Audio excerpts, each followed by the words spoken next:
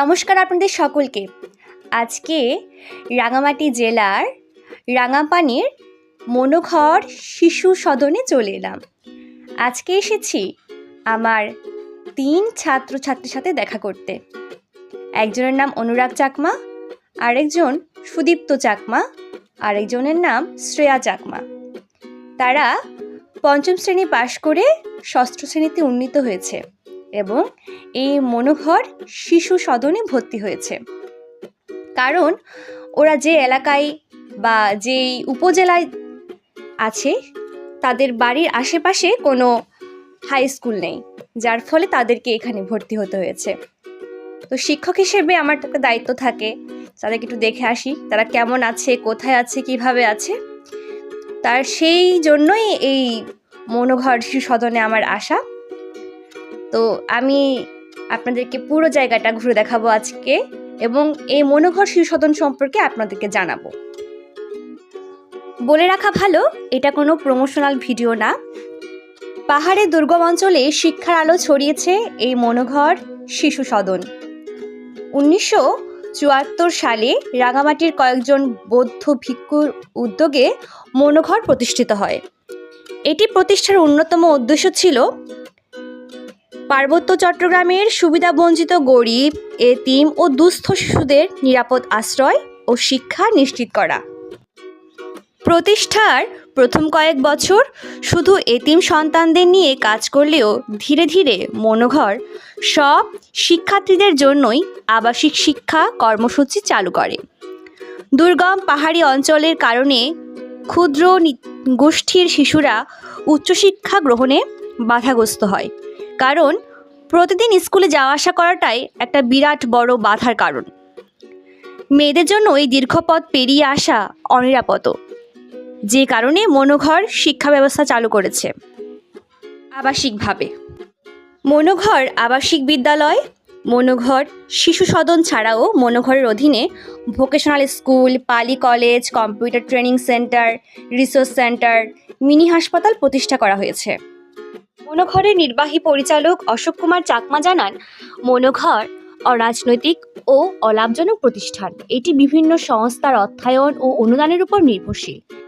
আমরা এখন যে জিনিসটি দেখছি, এটি আমার কাছে মনে হয়েছে এখানে কোনো বৌদ্ধ ভিক্ষু যদি মারা যান তাহলে তার শেষ যাত্রার কাজ এখানেই করা হয়।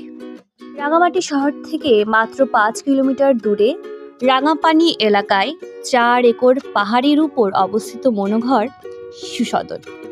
প্রতিষ্ঠানটি স্থানীয় লোকের কাছে পার্বত্য চট্টগ্রামের শান্তিনিকেতন হিসেবেই পরিচিত। আমি এখন চলে এসেছি যেখানে ছাত্রীনিবাস আছে সেখানে। এখানে সকল ছাত্রীরা একসঙ্গে থাকেন এই জায়গাতে। এখানে কিন্তু বিনা অনুমতিতে কেউ প্রবেশ করতে পারে না। আমি এখানে একজন শিক্ষক হিসেবে পরিচয় দিয়ে তারপর প্রবেশ করতে পেরেছিলাম। যাওয়ার পর দেখলাম সকল ছাত্রীর পোশাকের একটি বিশেষত্ব আছে। সকলের পরনে আছে লাল রঙের স্কার্ট। এরপর আমি অফিস রুমে প্রবেশ করলাম।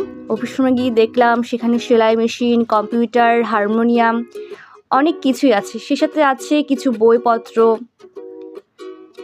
এখানে ছাত্রছাত্রীরা চাইলেই তাদের ইচ্ছে অনুসারে যে কোনো কাজ করতে পারেন।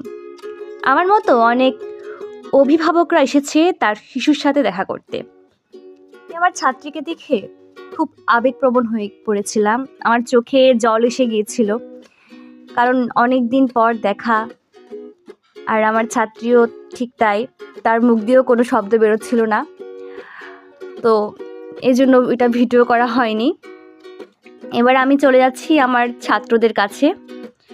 আমার ছাত্ররা এই যে ভবনটি দেখছেন, এই ভবনটিতে থাকে। মেয়েদের ভবনটি অনেক উন্নত হলেও ছেলেদের ভবনটি এখনও টিনের চালা বিশিষ্ট। এই যে আমার ছাত্র অনুরাগ চাকমা, আমার মাও আমার সাথে গিয়েছিল এবং অনুরাগ চাকমার বোন কৃষ্ণা চাকমাও ছিল সে সাথে। অনুরাগ চাকমার পাশে যে ছাত্রটি আছে সেটিও আমার ছাত্র সুদীপ্ত চাকমা। ওদের সাথে দেখা করলাম, ওদের কিছু খাবার দাবার দিয়ে এলাম। সে সাথে অনুরাগ চাকমাকে আমার সাথে করে নিয়ে যাচ্ছিলাম। আমরা একটু পার্কে বেড়াবো, আজকে সারাদিন ওকে নিয়ে একটু ঘুরবো। অনেকদিন ওরা বাবা মার থেকে দূরে আছে, ওটা চিন্তা করেই ওদেরকে নিয়ে একটু বেড়াতে যাব এরকম চিন্তা ভাবনা করেই গিয়েছিলাম আগে থেকেই। তারপর ভান্তের সাথে কথা বলে, মানে যে ভান্তে আন্ডারে সে আছে সেই ভান্তের সাথে কথা বলেই তাকে একটা অ্যাপ্লিকেশন লিখে জমা দিয়েই তারপর কিন্তু তাকে আমরা আনতে পেরেছিলাম। আর যা আসার সময় দেখতে পাচ্ছিলাম এখানে একটা বৌদ্ধ মন্দিরও আছে ছোট্ট করে, খুবই সুন্দর। আর অনেক শিশুরা এখানে খেলাধুলা করছিল, কেউ পরিষ্কার পরিচ্ছন্নতার কাজ করছিল।